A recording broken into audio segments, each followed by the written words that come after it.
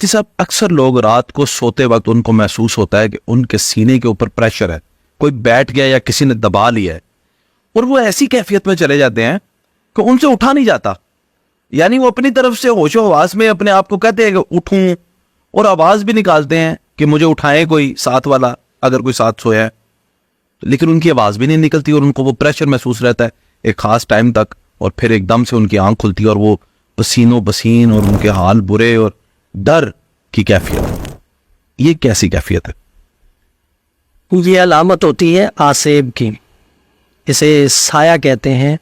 یہ جنات کی شرارت ہوتی ہے، جنات کی حرکت ہوتی ہے، اور یہ تقریباً ہر دوسرے تیسرے بندے کو ہو جاتی ہے. اس کے ہونے کی وجہ یہ ہے کہ سوتے ہوئے ہم دعاؤں کا اہتمام نہیں کرتے.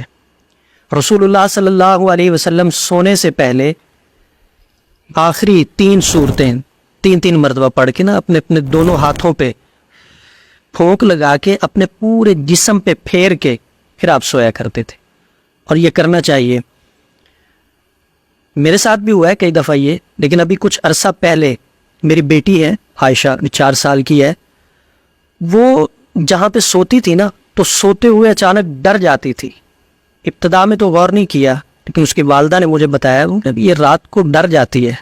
میں نے خیال نہیں کیا، ہو سکتا ہے ٹھیک ہے. ایک دن اتفاق یہ ہوا کہ اس کی جگہ پہ میں خود سویا، تھکا ہوا میں آیا تھا، میں سو گیا اس کی جگہ پہ، وہ میری جگہ پہ سوئی ہوئی تھی، تو میں خود ڈر گیا جیسے کسی چیز نے مجھے آ کے دبوچا ہے اور میں آواز دے رہا ہوں. وہ سارا سین میرے ساتھ ہوا. پھر اگلے دن اٹھ کے میں نے اس کا بندوبست کیا اللہ کے فضل و کرم سے. ماشاء اللہ. اللہ تعالیٰ ہر والد کو کم از کم آپ جتنا تو علم دے کہ گھر میں وہ اہتمام کر سکے. یہ ہونا چاہیے. بنیادی چیزیں جو ہے نا جی، یہ لازمی طور، اگر کسی کے پاس کچھ اور نہ ہونا، کم از کم آیت الکرسی اسے آتی ہونی چاہیے. جنات سے حفاظت کے لیے، جنات کو بھگانے کے لیے، جنات کو جلانے کے لیے، جنات کو تڑپانے کے لیے آیت الکرسی سے بڑھ کے کوئی چیز نہیں ہے.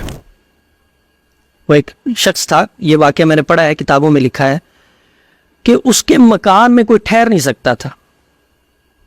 جو بھی جاتا تھا باہر نکل آتا تھا ڈر کے، کوئی بھی رات سو نہیں سکتا تھا. اس نے کہا جو میرے مکان میں رات کو سو گیا نا، میں اس کو اتنا انعام دوں گا.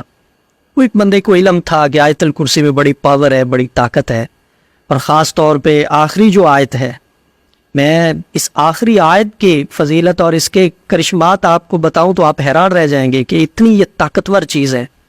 اللہ رب العزت نے آیت الکرسی کے اندر دعوے کیے ہیں اور پھر ان دعووں کو ثابت کیا ہے اس کے اندر. وہ گیا، جب وہ گیا تو اس نے دیکھا کہ ایک کونے میں ایک ڈرونی شکل ہے اور ڈرانے کے لیے آئی ہے کہ یہ یہاں سے نکلے. اس اللہ کے بندے کو آیت الکرسی آتی تھی، اس نے پڑھنا شروع کر دیا. آگے سے اس نے بھی پڑھنا شروع کر دیا. آیت الکرسی پڑھی، جب پہنچا ولا یعودہ حفظہما وہو العلی العظیم، تو اس کو بار بار پڑھا کہ وہ سایہ ختم ہو گیا، وہ ڈرونی شکل ختم ہو گئی. یہ آرام سے سو گیا. جب صبح اٹھا تو کیا دیکھا کہ وہاں جہاں سایہ تھا، ڈرونی شکل تھی، جو چیز اسے نظر آ رہی تھی ڈرانے کے لیے، وہاں راکھ پڑی ہوئی تھی. یہ آیت الکرسی کے کرشمات. رات کو سونے سے پہلے اپنے بچوں کا، اپنے گھر کا حصار آیت الکرسی کے ذریعے لازمی طور پہ کرنا چاہیے. اور جو بندہ یقین اعتقاد کے ساتھ سونے سے پہلے اپنے آپ کو، اپنے گھر کو دم کر لے آیت الکرسی سے، جادو جنات تو دور کی بات ہے، چور جو انسانی شکل میں ہوتے ہیں، یہ بھی آ کے کوئی نقصان نہیں کر سکتے، چوری نہیں ہو سکتی اس کی.